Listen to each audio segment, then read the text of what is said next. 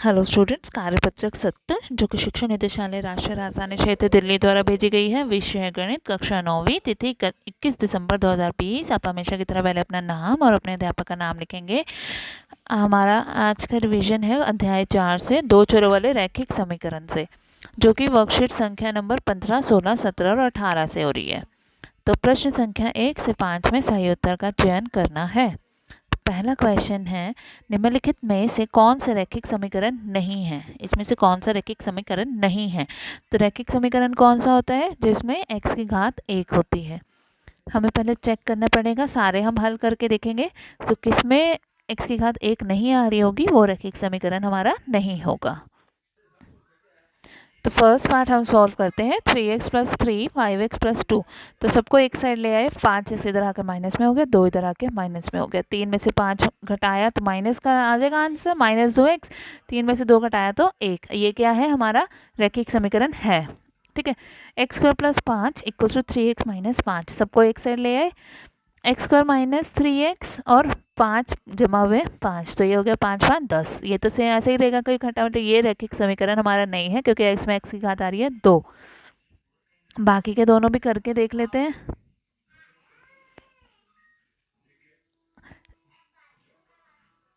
तो 4x और 3 ये इधर ले आए, माइनस में हो गया 4x और 3 हो गया प्लस में। तो अब ये हो गया, एलसीएम लिया, 3 चौक 12, 7 में से 12 घटाया, माइनस का 5 बटे में 3x माइनस 2। ये भी रैखिक समीकरण है। फिर डी पार्ट में x प्लस 2 होल की घात है 2, तो a plus b whole square का नियम लग जाएगा, a square plus 2b square plus 2ab 4x आ जाएगा। ठीक है। इसको इस साइड ले आए, एक्स स्क्वायर में से एक्स स्क्वायर कट हो गया, 8 और 4 12, 4x प्लस 12। तो ये भी क्या है, रैखिक समीकरण है। तो इसमें हमारा आंसर क्या होगा, बी पार्ट। तो इसमें हमारा रैखिक समीकरण कौन सा नहीं है, बी पार्ट नहीं है। ठीक है। दो चर वाले रैखिक समीकरण के अधिकतम हल है।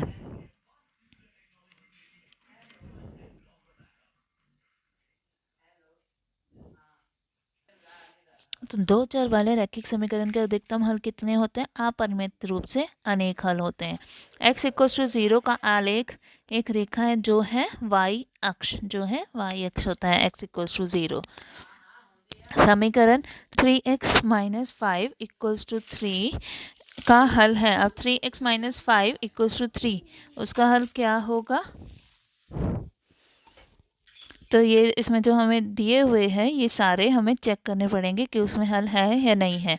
तो x इक्वल्स टू 0 रखना पड़ेगा, y इक्वल्स टू 3। तो हमने पहले LHS लिया, तो x की जगह रखा 0 और y की जगह लिखा -3। ये हो गया 0 माइनस माइनस प्लस 3, तो ये RHS के इक्वल आ रहा है। तो ये क्या है, हल है। ठीक है, ये हल है हमारा। फिर बी पार्ट में 2,3, तो x की जगह लिखोगे 2 और y की जगह लिखोगे 3। 3 दूनी 6 माइनस 3, 6 में से 3 घटाया 3। ये भी हल है। फिर सी पार्ट 3,6, तो x की जगह 3, y की जगह 6। 3 दिया 9 माइनस 6, 9 में से 6 घटाया 3। ये भी क्या है, RHS के इक्वल आ रहा है। तो ये भी हल है। तो तीनों ही है, उपरोक्त सभी हल है। ठीक है। फिर 5वां क्वेश्चन, निम्नलिखित रैखिक समीकरण का हल बताइए। 2x x इक्वल्स टू 2 और y इक्वल्स टू 3। हमें चेक करना है कि हल है या नहीं है इसके।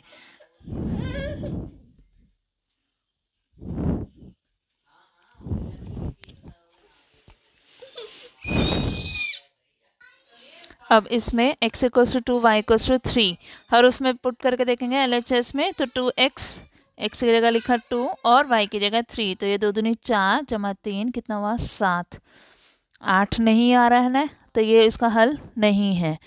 फिर x plus 2y equals to 8, तो x की जगह लिखा 2 और y की जगह 3 लिखेंगे। 2 3 दूनी 6 8, ये आ रहा है 8 के का, तो b हमारा हल है। ठीक है। और सी पार्ट में देखो x प्लस वाई है, तो 2 प्लस 3 5 आएगा, ये भी हल नहीं है। ए पार्ट भी हल नहीं था।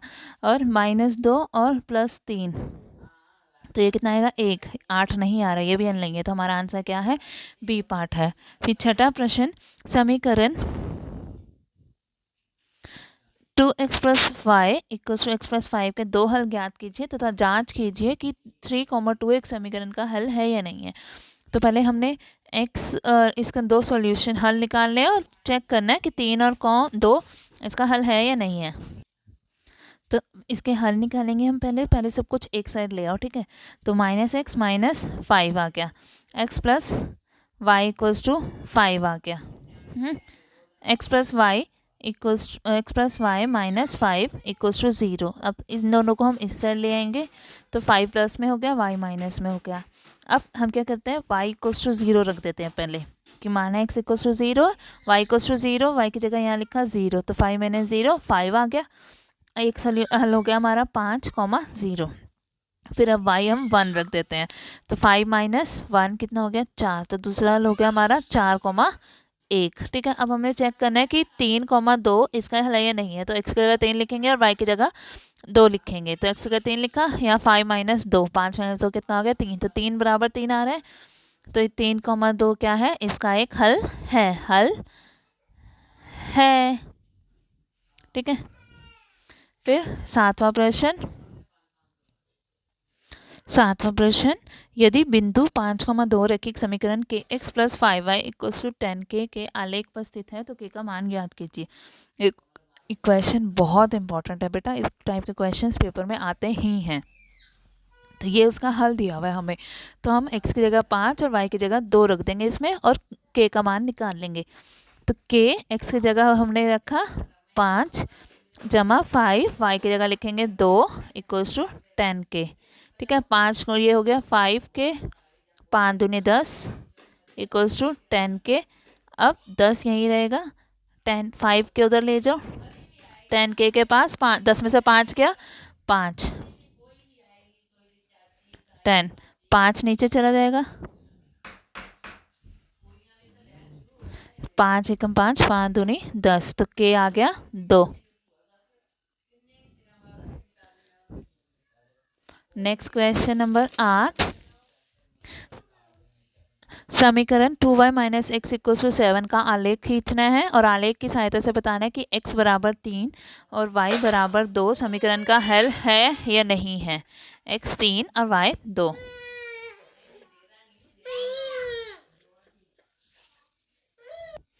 अब देखो, हम पहले क्या रखते हैं, ग्राफ बनाने के लिए हमें उसके 2 हल चाहिए, कम से कम 2 हल तो चाहिए।